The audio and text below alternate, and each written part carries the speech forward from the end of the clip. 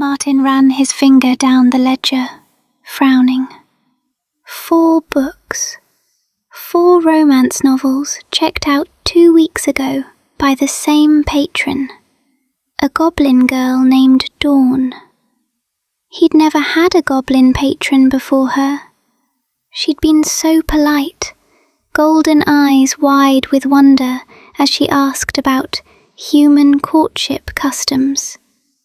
He'd directed her to the romance section, thinking she was researching for a story. That was 14 days ago. The books were titled The Knight's Secret Passion, Wooing Your Intended Properly, A Gentleman's Guide to Courtship, and Romancing the Human Heart. Martin sighed, closing the ledger. He'd have to pay her a visit. Library policy was clear. Overdue books meant a personal reminder. But a goblin, in that tiny cottage on the edge of town. He grabbed his coat. This would be interesting. He just hoped she hadn't actually used any of those techniques on anyone. The thought made his neck feel oddly warm. When Martin arrives, he knocks on the cottage door, ledger in hand. It swings open to reveal Dawn, copper hair in a messy bun, flower on her nose, holding a wooden spoon. "Martin!" Her golden eyes light up. "You came!" He blinks. You know why I'm here?" She beams. "Of course! You're here about the books. 4 romance novels, 2 weeks overdue." She steps aside. "Come in. I was just practicing." He follows, confused. The cottage is cozy, books stacked everywhere, and on the table, open to a chapter titled The Proper Way to Declare One's Intentions, is Wooing Your Intended Properly. Beside it, a half-written letter, addressed to him. Martin picks up the letter, eyes widening as he reads. To my most esteemed librarian, Martin of Brookwood. From the moment my golden eyes first beheld your visage across the hallowed halls of your library, I knew you were a man of great learning and charm. The way you directed me to the section on human courtship with such confidence and grace, it stirred something within my goblin heart. I have pored over the texts you so generously provided, learning the intricacies of human romantic entanglements. The stirring passions described in The Knight's Secret Passion, the proper techniques outlined in Wooing Your Intended Properly, I have absorbed them all, my dearest Martin. You may wonder why I have not returned these precious volumes. It is not from negligence, but from devotion.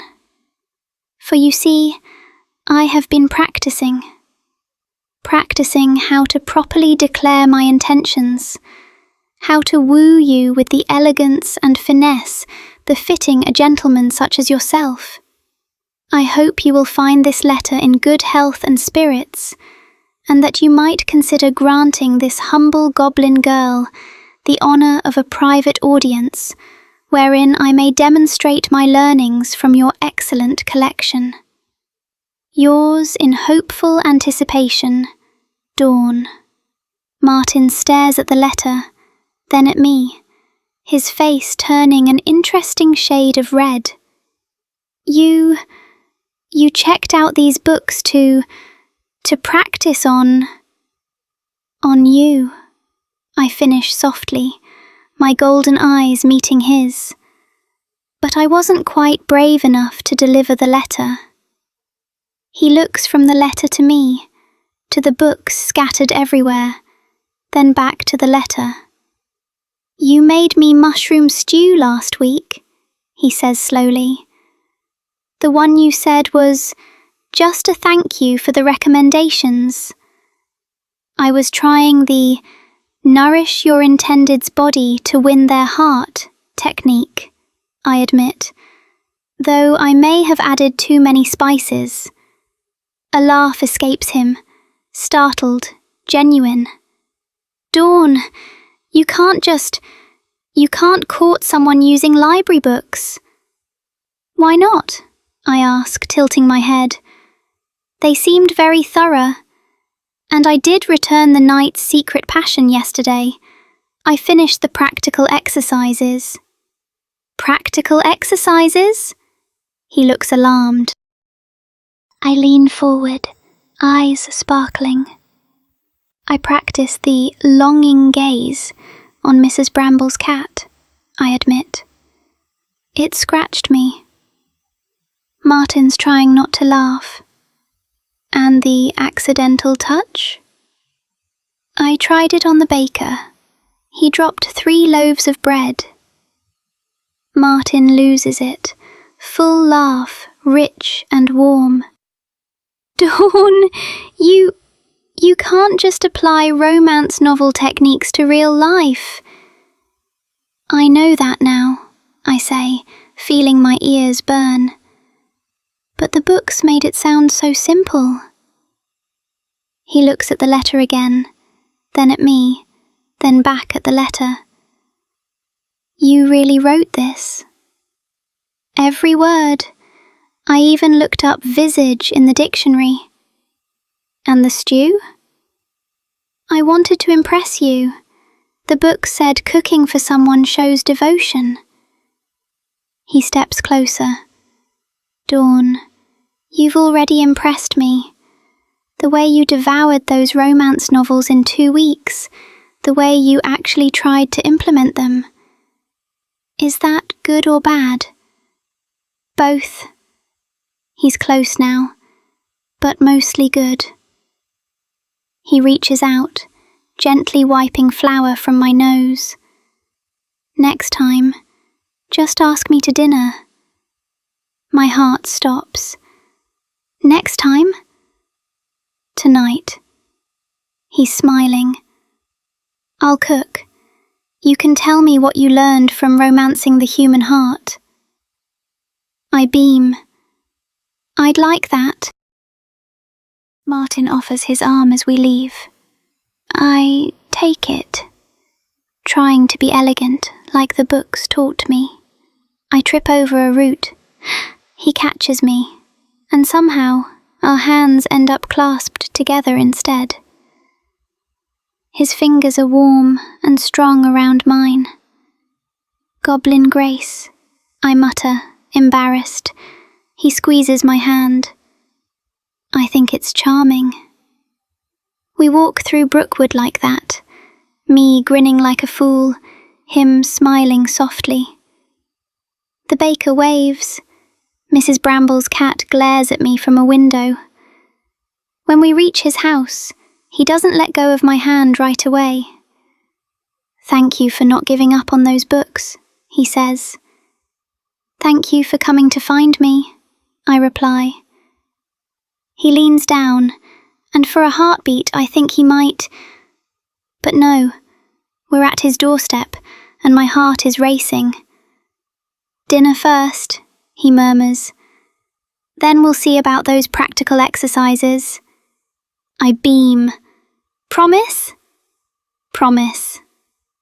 He finally releases my hand to unlock the door, but his fingers brush mine one last time. I think romance novels might be onto something after all. Martin's kitchen smells amazing. Rosemary, thyme, fresh bread. He's focused, moving with practiced ease. I try to help by organizing his bookshelf, but end up sorting by color instead of author. That's creative, he says, not looking up. I thought it looked prettier this way. He plates the fish perfectly, adds vegetables, and sets the table. We sit across from each other, and I'm suddenly nervous. "So," he says, "what did you learn from romancing the human heart?"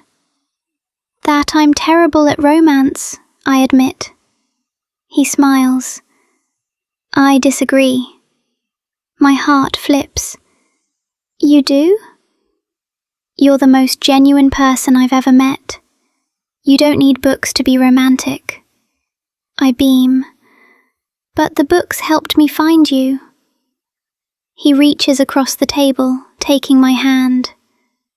They did. We eat, talking about everything. Books, life, why Mrs. Bramble's cat hates me. After dinner, he clears the plates, then hesitates by my chair. "Dawn," he says softly, "about those practical exercises." I look up. He's close now, eyes serious. "Maybe we could try one together?" I nod, heart racing. "Which one?" "The one where the hero kisses the heroine." My breath catches. "I've never actually practiced that one." "Good," he murmurs, leaning closer. "Neither have I." His lips meet mine, gentle at first, soft and warm, then deeper, like he's been waiting for this moment. I melt into it, my hands finding his shoulders. When we finally pull apart, we're both breathing fast. "How was that?" he whispers. "Better than the books," I whisper back. He smiles. "We should definitely practice more." I beam. "I was hoping you'd say that." That night, I don't go back to my cottage. I curl up beside him in his bed, our fingers still intertwined. The romance novels are stacked on his nightstand, returned, but not forgotten. As I drift off, I realize something. I came to the library looking for stories. I found my own instead. And Martin? He found a determined goblin who reorganizes bookshelves and kisses like she's been practicing her whole life. Maybe we both got what we were looking for. Thank you so much for listening to my story. It means everything to me. I hope to see you for the next one.